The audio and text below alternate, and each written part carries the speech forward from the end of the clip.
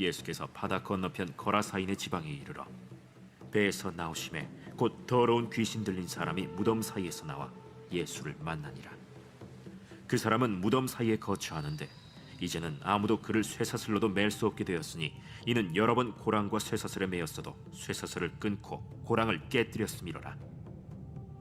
그리하여 아무도 그를 제어할 힘이 없는지라 밤낮 무덤 사이에서나 산에서나 늘 소리 지르며 돌로 자기의 몸을 해치고 있었더라. 그가 멀리서 예수를 보고 달려와 절하며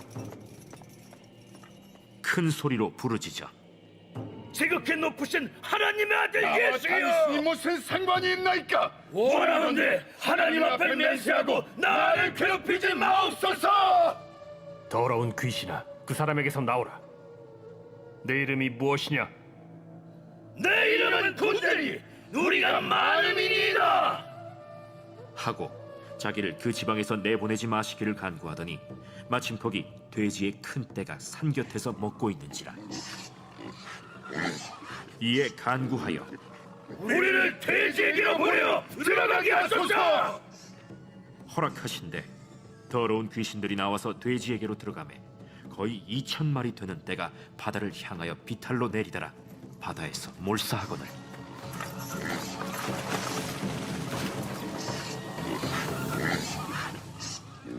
칠언자들이 도망하여 읍내와 여러 마을에 말하니 사람들이 어떻게 되었는지를 보러 와서 예수께 이르러 그 귀신 들렸던 자 곧 군대 귀신 집혔던 자가 옷을 입고 정신이 온전하여 앉은 것을 보고 두려워하더라.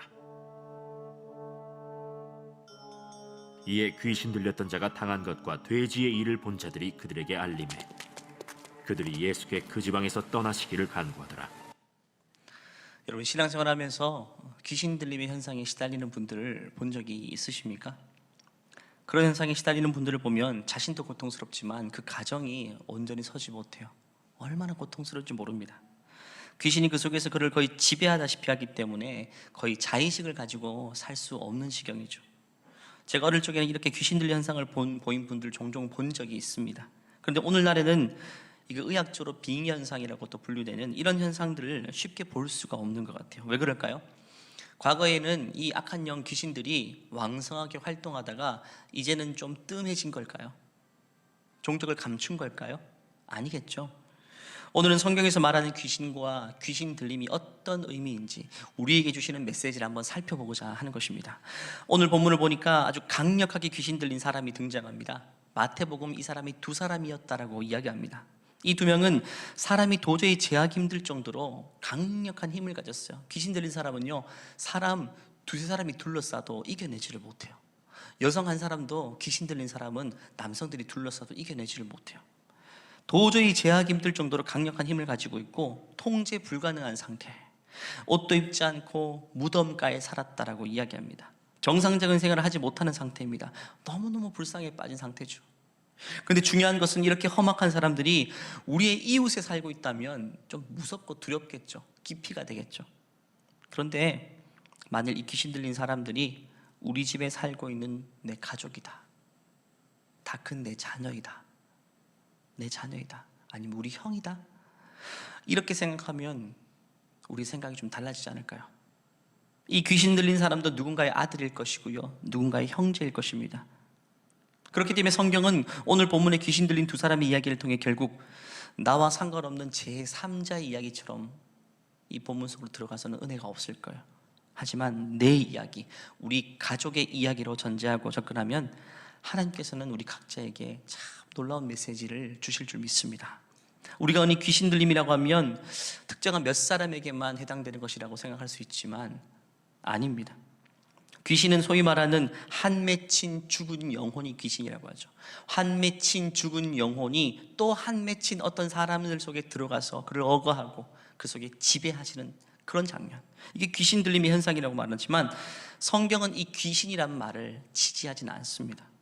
왜냐하면 사람이 죽으면 낙원에 가거나 음부에 내려가는 것이지 귀신이라는 존재가 되어서 영혼을 귀천을 떠돌거나 어떤 살아있는 사람 속에 들어갈 수 있는 그런 존재는 세상에 없다라고 이야기합니다. 그렇다면 귀신이란 단어는 어떻게 번역하면 좋을까요? 성경에서는 demon이라고 번역합니다. 그래서 귀신들이라는 단어는 영어로 possessed with demon이라고 표현합니다. 디몬에 의해서, 디몬은 악한 영입니다. 악한 영의 지배를 당한 상태라고 말합니다. 우리가 생각하는 동양권에서 말하는 귀신이라고 떠올리면 이 본문이 제대로 해석이 될 수가 없어요. 악한 영, 마귀에게 거의 지배를 당한 상태라고 보면 정확합니다. 디몬이라는 단어 헬라어는 다이모니에서 나온 것인데 신약 성경에 63회나 등장합니다. 사복음서에 거의 많이 등장하는 장면입니다. 악한 영의 정체를 좀 더 살펴보자면 악한 영의 우두머리는 사탄입니다. 사탄은 그래서 늘 단수로 사용되고 악한 영은 거의 복수로 사용됩니다. 악한 영들. 오늘 등장한 악한 영의 이름을 군대라고 스스로 자기가 소개를 하죠. 나는 군대입니다. 이 거라사라는 지역은요, 로마 군대가 군단 단위로 거주하던 곳이었습니다. 그러면 이 같은 단어를 사용하는 거죠. 로마의 군대, 군단이라는 단어와 똑같은 단어를 쓰고 있어요. 한마디로 이 귀신이 자기 이름을 군대로 소개하는 것은 로마 군대의 한 군단의 규모와 맞먹는 거대한 악한 영들의 무리라는 것입니다. 이 거대한 무리들이 한 두 영혼을 속에 들어가서 괴롭히니까 이 두 영혼이 어떻게 온전하게 살 수가 있겠습니까? 사탄이 악한 영들이 집단으로 지휘해서 이 두 남성을 지배한 겁니다. 그 결과로 이 두 남성은 관기를 가지고 사람들을 해코지하며 살았고 무덤가에서 격리되다시피 살았던 것입니다. 근데 중요한 것은 귀신을 악한 영으로 보았을 때 여러분, 악한 영의 활동은요 제한적이지 않죠. 이 두 사람에게만 국한된 것이 아니라 그 주위의 모든 사람들에게 전방위적으로 영향을 끼칩니다. 우리 동양적인 문화로 귀신이라고 봤을 때는 귀신 들린 이 두 사람에게만 해당되는 본문이지만 악한 영, 마귀라고 봤을 때는 그의 영향력은 이 두 사람에게만 있는 것이 아니라 그 속에 있는 모든 무리들에게 영향을 끼치고 있는 악한 존재임을 볼 수가 있어요. 결국 멀쩡해 보이는 사람 가운데서도 악한 영의 지배를 당하고 있는 사람이 있다라는 것입니다. 예수님을 구주로 모시는 사람도 마찬가지입니다. 하나님은 사탄, 공중 권세 잡은 자의 영향력을 허용하셨기 때문에 우리는 예수님을 믿더라도 악한 영이 얼마든지 우리에게 영향력을 행사할 수 있다는 거죠. 에베소 2장 말씀 보면 하나님의 백성된 우리의 정체성에 대해서 이렇게 이야기하죠. 같이 한번 읽어볼까요? 그때의 너희는 그 가운데서 행하여 이 세상 풍조를 따르고 공중의 권세 잡은 자를 따랐으니 지금 불순종의 아들들 가운데서 역사하는 영이라.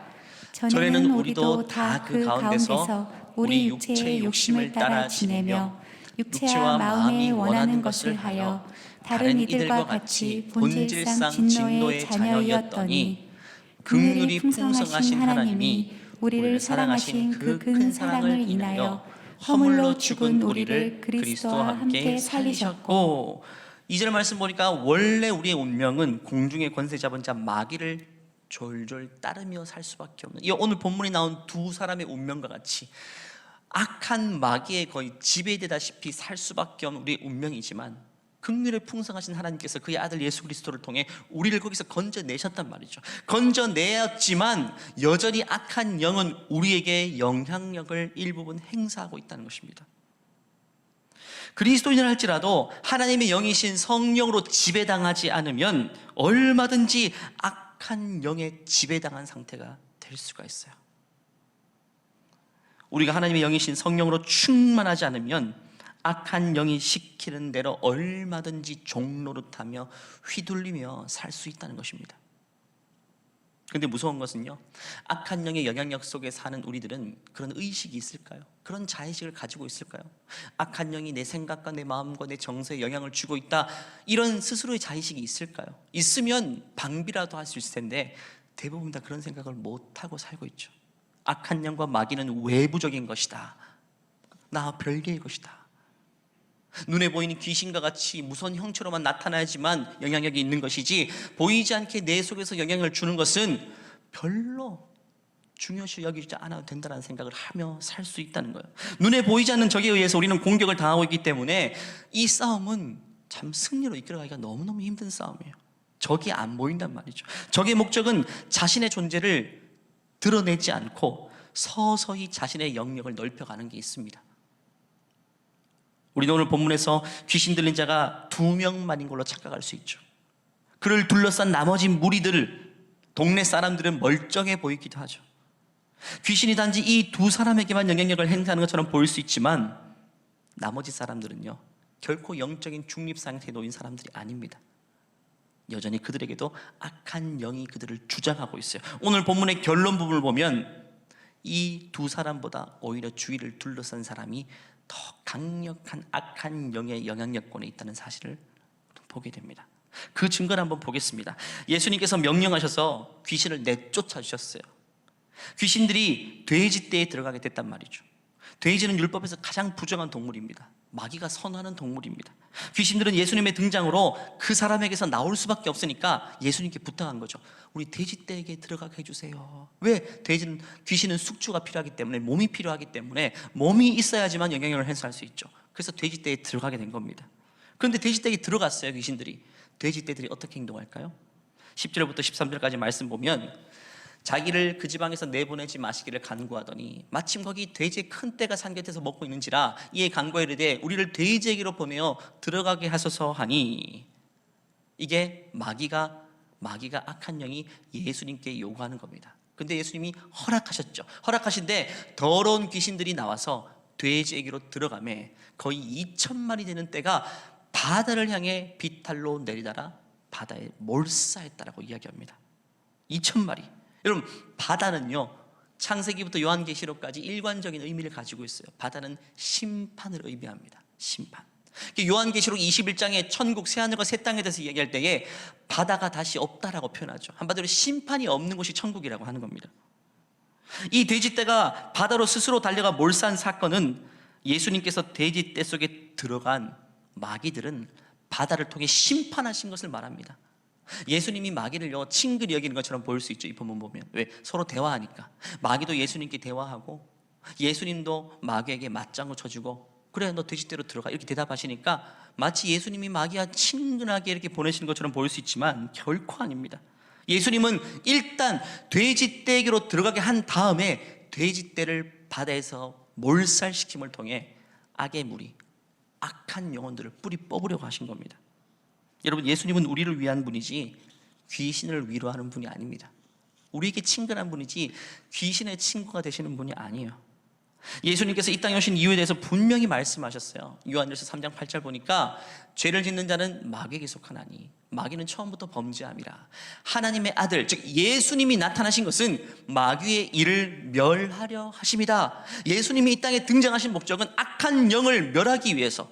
이 사실을 아니까, 예수님이 오신 이유를 아니까 마귀들은 예수님의 등장과 함께 벌벌 떠는 거예요. 벌벌 떨고 자기가 죽을 것 같으니까 우리를 돼지떼에게 보내주세요 라고 하는 거예요. 결국 이 군대 귀신은 돼지떼와 더불어서 바다에서 몰살당합니다. 이로 인해 귀신에게서 평생 시달린 이 두 사람이 이제는 정상적으로 회복이 돼요. 여기서 진짜 감동적인 구절이 등장하는데, 이것이 남의 이야기로 우리가 인식하고 읽으면 아무런 감동이 없죠. 하지만 내 가족의 이야기, 나의 이야기로 보면 다르게 읽혀질 거예요. 우리 15절 말씀 같이 읽어볼까요? 시작. 예수께 이르되 그 귀신이 들렸던 자 곧 군대에 귀신 집혔던 자가 정신이 온전하여 앉은 것을 보고 두려워하더라. 정말 눈물 나는 장면이에요.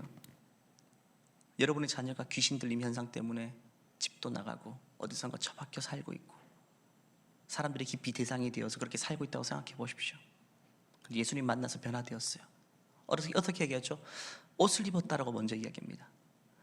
귀신 들린 사람들은 옷을 안 입었어요. 옷을 다 찢고 정상적인 차림새로 살 수 없어요. 근데 옷을 단정하게 입고 있었다라고 이야기합니다. 회복이 된 거예요.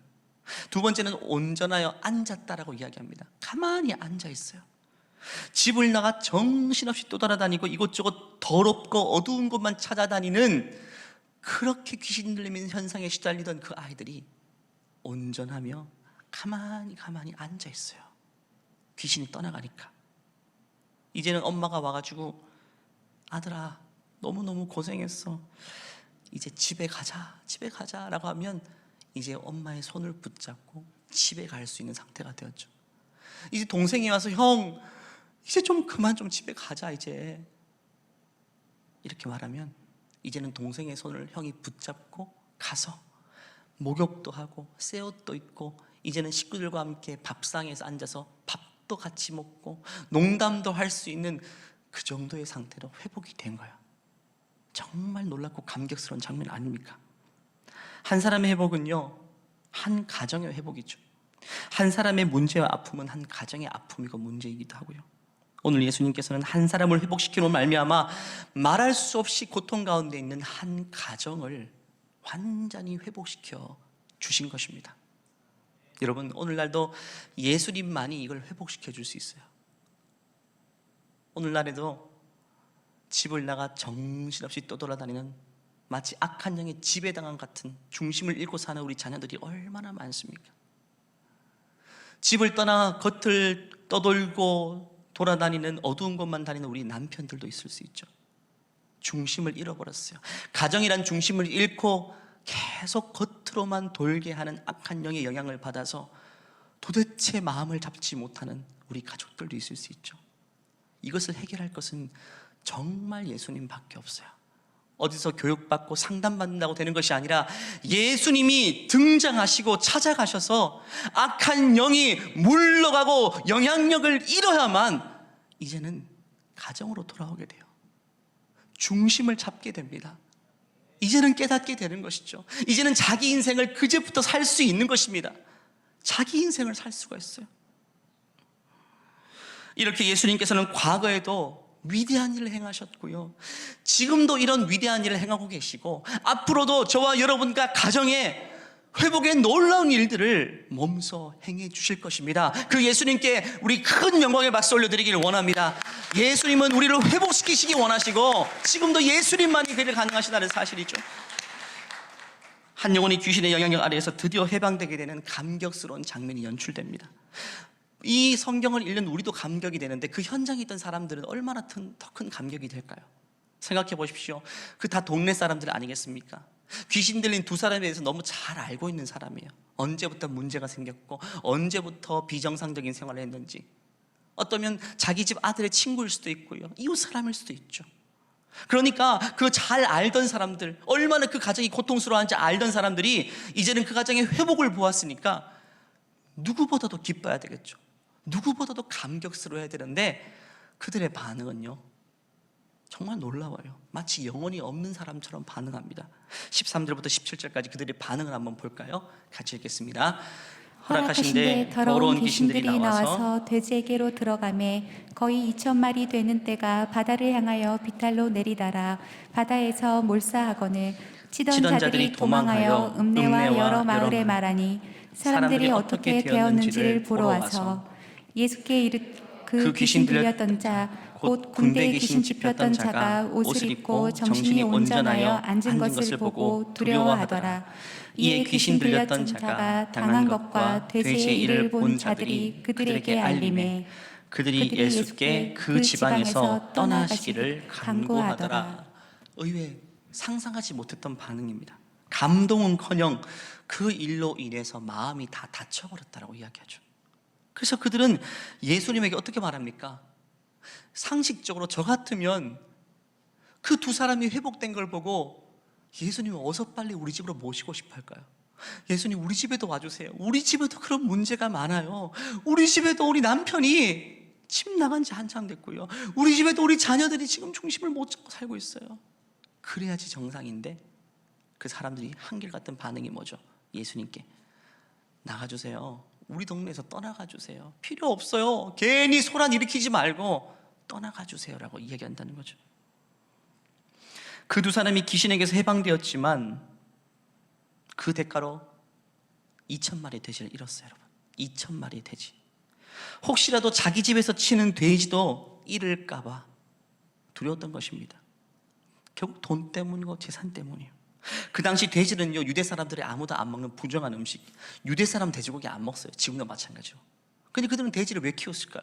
거기 주둔하던 로마 군대들, 로마 사람들은 돼지를 즐겨 먹었으니까 부정한 동물임을 알매도 그들은 비즈니스를 위해서 돼지를 키웠던 거예요. 그런데 이제는 옆에 있는 동네 사람들이 2,000마리 돼지를 잃은 걸 보더니 자기 돼지에게도 뭔가 문제가 생길까 봐 그냥 그게 두려워서 예수님 나가라고 한 겁니다. 예수님의 등장으로 이 비즈니스에 지장받을 수 있으니까 이제는 떠나주시기를 원했던 것입니다. 이 사람들 눈에는 한 사람이 귀신에서 해방되고 한 가정이 회복되는 그런 감격스러운 장면은 들어갈 여지가 없어요. 영혼이 없는 사람 같아요. 뭔가 씌인 사람들 같아요. 별 관심 있고 감동이 없어요. 사람의 회복에는 감동이 없어요. 오직 자신의 재산, 내가 가진 것, 거기만 모든 관심이 있습니다. 그 사람들의 마음을 감동시킬 수 있는 것은 돼지떼가 새끼를 잘 낳거나 돼지가 제값에 팔리거나 이런 거 외에는 그들의 마음을 움직이는 것은 없어요. 예수님께서는요, 한 사람을 천하보다 귀하게 여기십니다. 이 두 사람 살리기 위해서 돼지 2,000마리 잃었죠. 예수님이 아까우셨을까요? 아니죠. 2,000마리 아닌 2만 마리, 200만 마리일지라도 두 사람을 살리신다면 예수님께서는 희생할 준비가 되계세요. 한 영혼의 가치. 그런데 사람들은 한 사람의 회복에는 전혀 감동되지 않고 재산상의 손해만 두려웠던 거예요. 누구 인생이 회복받고 누구 인생이 어둠에서 빛으로 나오고 이런 것들은 관심조차 없이 오로지 돈입니다. 도대체 돈이 뭐예요? 도대체 돈이 뭘까요? 돈은 여러분 살아있는 것 같아요. 죽은 것이 어떻게 사람에게 이렇게 강력한 영향을 끼칠 수 있을까요? 돈은 분명히 살아있을 거예요, 여러분. 엄청난 강력한 권세를 가지고 있어요. 모든 사람들의 마음을 사로잡아가고 있습니다. 물질 문명을 살아가는 오늘 현대인들의 모습을 이 본문은 보여주고 있습니다. 사람보다 돈의 가치를 더 높이 평가하는 가치관, 돈 때문에 영혼을 잃기도 하지만 아랑곳하지 않고 돈만 벌린다면 인명이 경시되든 한 사람이 다치든 상하든 나와의 관계가 끊어지든 한 사람이 실종하든 한 사람이 어두운 가운데 오랫동안 머물러 있든 전혀 상관없이 돈이 벌리고 돈이 들어오고 내 잔고가 쌓이면 그냥 든든하게 사는 것이 현대인의 모습 아니겠습니까? 결국 돈과 물질의 문제는 한 시대의 유행이 아닙니다. 어느 날만의 문제가 아니라 처음부터 악한 영이 이 땅에 뿌려놓은 자신의 강력한 영향력인 것입니다. 성경을 볼 때 역사적으로 가장 오래된 우상이 돈의 우상, 그를 맘몬이라고 말합니다. 돈을 숭배하는 우상입니다. 여러분, 오늘 본문의 결론 장면을 보면 과연 누가 진짜 귀신 들린 사람입니까, 여러분? 누가 더 강력한 악한 영에 강력하게 지배당하고 있는 것 같아요? 이 두 사람을 지배했던 귀신들, 악한 영들은 떠나갔어요. 그런데 나머지 사람들을 사로잡고 있던 더 강력한 돈과 만몬을 섬기는 악한 영들은 여전히 떠나가지 않고 이 사람들을 더 강력하게 지배하고 있어요. 더 견고하게 떠나갈 생각을 안 합니다. 결국 오늘 본문은 이 사건을 통해 누가 진짜 귀신 들린 사람인가를 우리에게 보여주고 있는 것입니다. 저기 이상한 행동을 하고 사회성이 결여되고 부족해 보이고 이상한 말투를 하는 이런 사람들이 악한 영, 귀신 들린 사람이 아닙니다, 여러분. 멀쩡해 보이는 사람이 진짜 강력한 귀신 들린 사람일 수 있어요. 겉으로는 비즈니스를 하고 세련된 옷을 입고 좋은 자동차를 타고 취미생활도 하고 하지만 실상은 더 강력하고 어두운 악한 영의 지배를 당하고 있는 상태일 수 있다. 제가 설교 초반에 말씀드린 것처럼 과거에는 눈에 띄게 귀신 들린 사람들이 굉장히 많았지만 이게 점점 재빠르게 없어진 것 같아요. 현대가 문명화되고 첨단화될수록 전 세계적으로 귀신 들린 증상을 보이는 사람들이 현저하게 줄어들고 있어요. 과거에 청소년 집회, 청년 때 집회 가면 귀신 들린 사람이 막 경기를 하면 설교하시다가 목사님들이 내려와가지고 막 기도하고 하면 귀신이 쫓겨나고 거품 물고 쓰러지는 이런 장면들을 제가 종종 봤죠. 그런데 그런 현상을 보이는 사람들이 현저하게 줄어들었어요. 왜 그럴까요? 대한민국 땅이 거룩한 땅에서 다 철수한 게 아닙니다. 악한 영들이 전략을 바꾸었을 뿐입니다. 과거처럼 귀신들의 현상을 통해 사람들에게 공포로 무서움으로 나타나지 않습니다. 이제는 자신을 감추는 전략을 취하는 겁니다. 아예 영적인 싸움, 영적인 존재에 대한 실체에 대해 무관심하게 만들므로 말미암아 이제는 그 싸움을 아예 두려워하기보다 하지 않게 만들어버리는 것입니다. 무감각하게 만드는 거죠. 문화와 경제, 시대와 돈이라는 이 실체 뒤에 악한 영은 뒤에 숨어 있는 거예요. 그걸 전면으로 내세우고 교묘히 뒤에서 배후에서 숨어서 그것들을 조정해서 이 악한 싸움을 승리로 이끌어가는 것입니다. 우리는 이 원수 마귀의 전략을 확실하게 간파하고 있지 않으면 늘 이 싸움에 무방비로 당할 수밖에 없습니다. 오늘 이 본문을 통해 다시금 나와 우리 가족, 우리 모두가 악한 영향력 아래 얼마든지 놓일 수 있고 이미 놓인 상태일 수도 있다는 사실에 눈을 뜨기를 바랍니다. 지난주 성교 목사님의 설교를 통해 우리는 영적인 전장에 있다는 사실을 배웠죠. 영적 전장에 있다는 사실을 깨닫는 자만이 자신을 영적으로 무장시키는 전신갑주를 입을 수 있다는 거야. 여러분, 전쟁터에 있다는 사실을 인식한 자만이 총을 들고 군장을 메고 탄띠를 맬 수가 있죠. 전쟁이 끝났다, 휴전이다, 이런 건 다 풀죠. 다 풀죠. 총도 무거운 거 들고 다닐 필요도 없습니다. 지금 전장에 있다는 인식이 너무너무 중요한 것입니다. 러시아가 자기 나라의 국경을 넘어서 우크라이나 땅을 무력으로 침공하고 야금야금 땅을 빼앗고 있죠. 마귀도 선을 넘어서 우리의 영역 속으로 점차 들어오고 있습니다.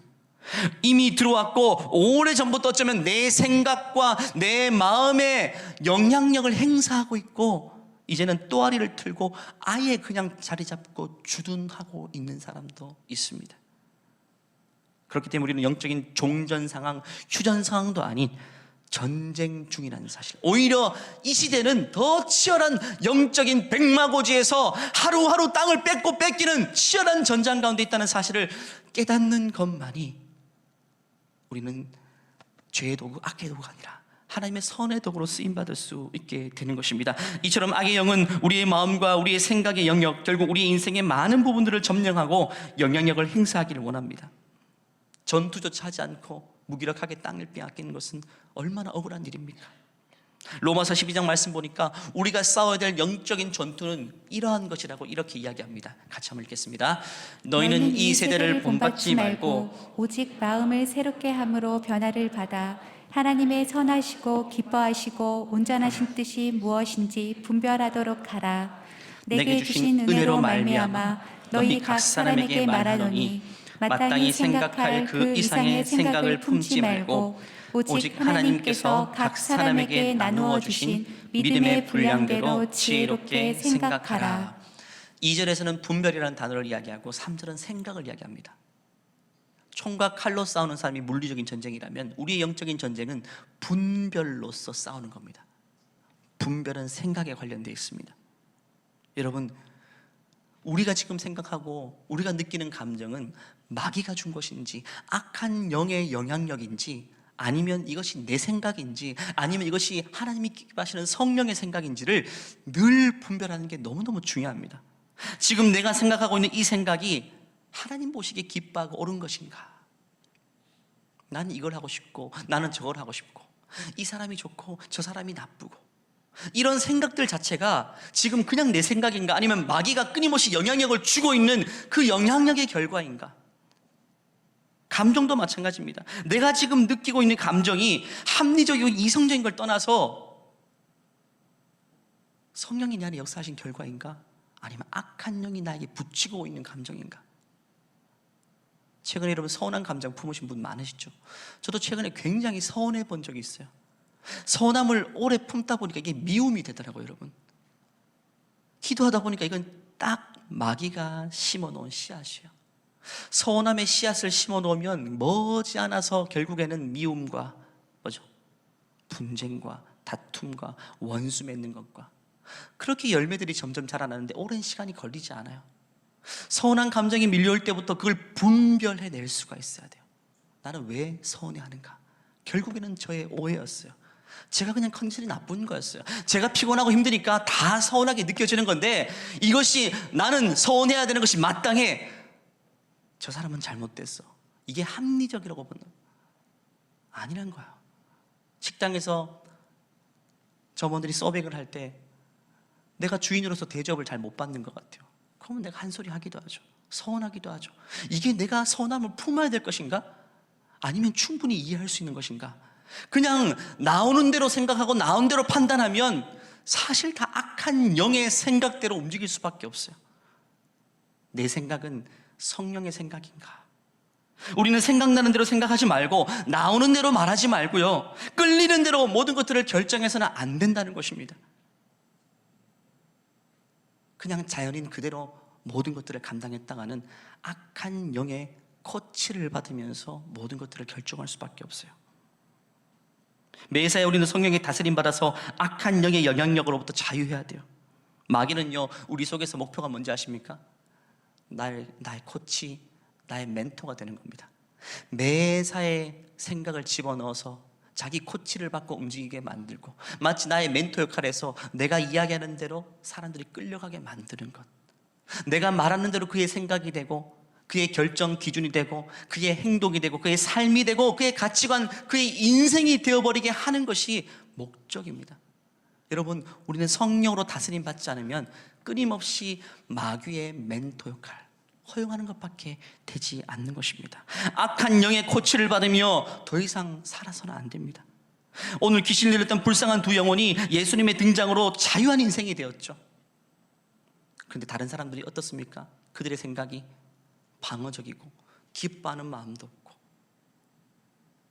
그들의 생각이 마귀에게 얼마나 강력하게 사로잡혀 있는지를 우리가 보게 되는 것입니다. 기뻐해야 될 곳에 기뻐하지 못해요.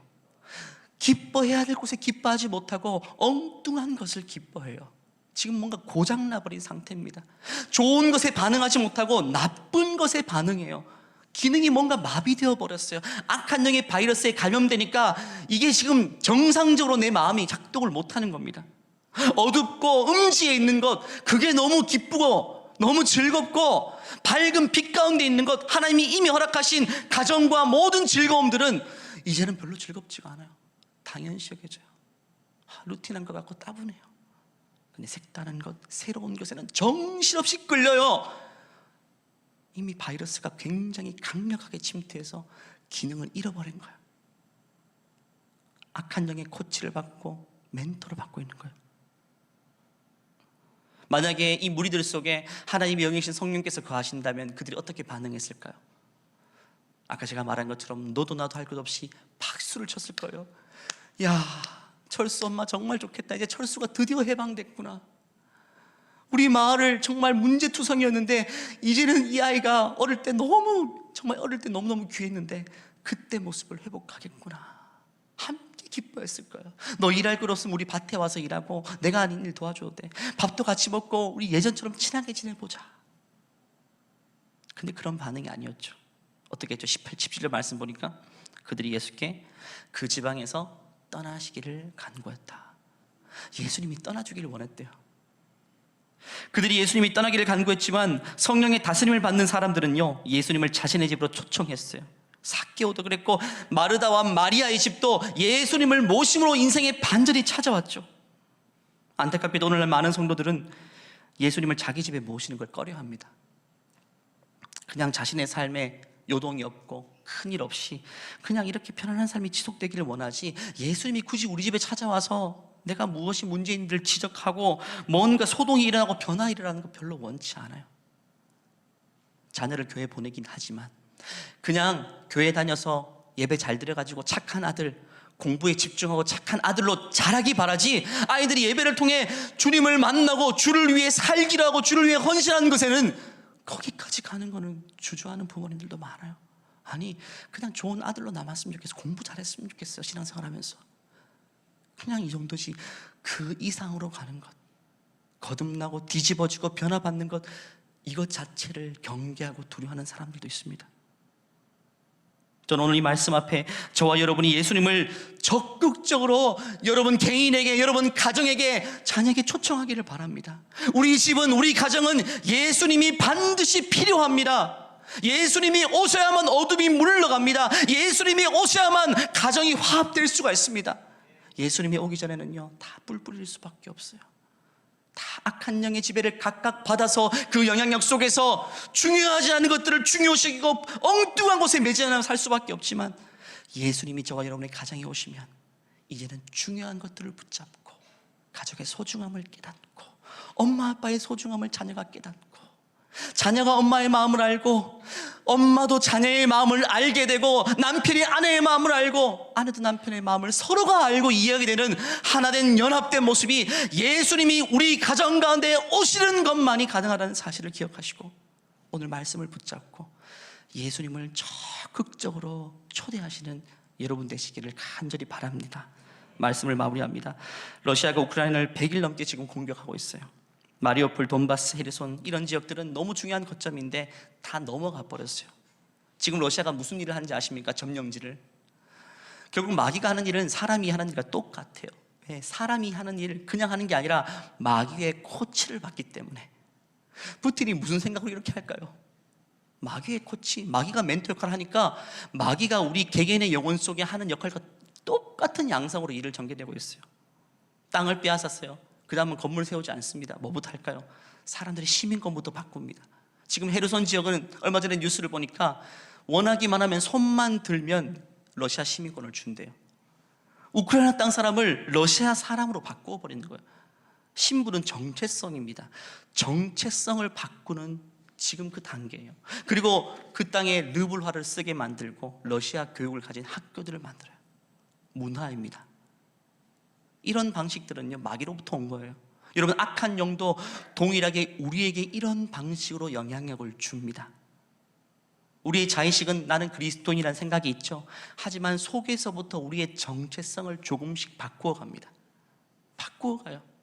옛날처럼 깃발 꽂는다고 내 땅이 되지 않습니다. 그 따라 사람들의 생각이 바뀌어야 돼요. 교회 다닌다고 그리스도인이 아니죠. 교회 다니는 거 마귀가 방해하지 않습니다. 교회는 다니지만 세상 가치관과 세상 사상과 생각 속에서 똑같이 세상 사람들처럼 살게 만들어서 정체성을 흔들어 버립니다. 그래서 교회는 다니지만 마치 악한 영이 주둔하는 것 같은 점령지처럼 우리 영혼을 행사하는 겁니다.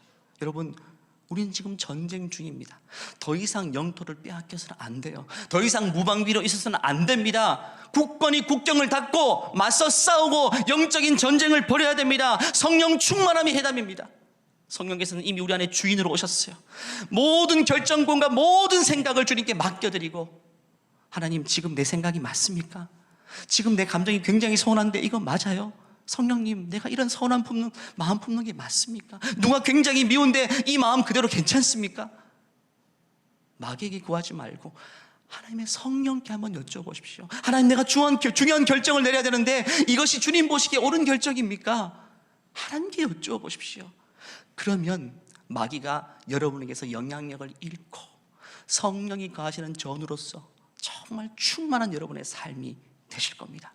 그럼 여러분 개인의 회복과 더불어서 여러분의 가정의 회복, 오늘 두 사람이 귀신 들리면서 해방된 것처럼, 빛 가운데 나온 것처럼 그런 놀라운 자유함과 해방이 저와 여러분 자녀의 인생 가운데 있게 될 줄 믿습니다.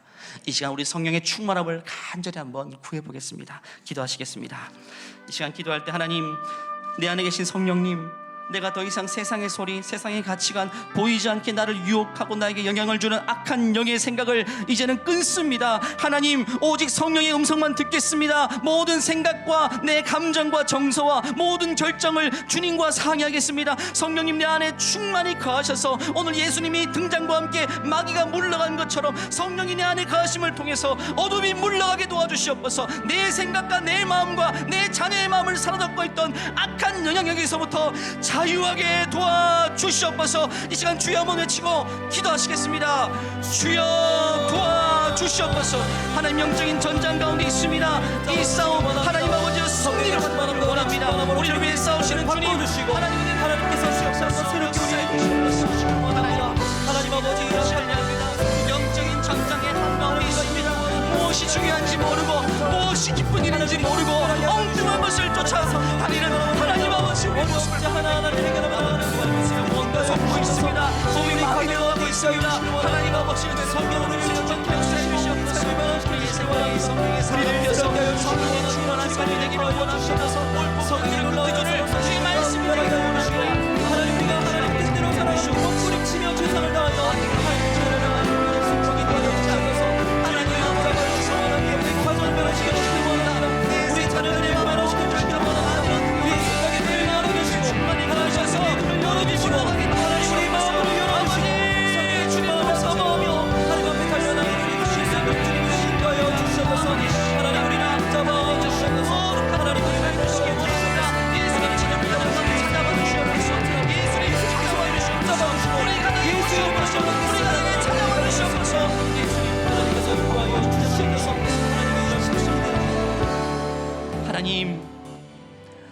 마음, 우리의 인생, 우리의 생각이 어둠의 악한 영의 주둔지가 되지 않게 도와주시고, 하나님 오늘 예수님을 모심으로 악한 영이 물러간 것처럼 이 시간 예수님을 우리의 마음에, 우리 가정에 적극적으로 환영하고 모시오니 우리의 마음에 어둠이 물러가게 도와주시옵소서. 우리 자녀를 사로잡고 있는 악한 영의 세력을 물러가게 도와주시고, 우리 남편과 아내, 우리 가정을 사로잡고 있는 보이지 않는 악한 영향력에서부터 해방되며 자유하게 도와주시옵소서. 하나님 아버지, 이 시간 영적인 전쟁템을 다시 한번 직시합니다. 영적인 싸움을 쉬지 않고 싸워갈 수 있게 도와주시고, 성령 충만함으로 성령이 말하게 하심을 따라 말하고, 성령의 생각을 따라 생각하고 판단하고 사고할 수 있도록 성령 충만한 삶을 우리에게 허락하여 주시옵소서.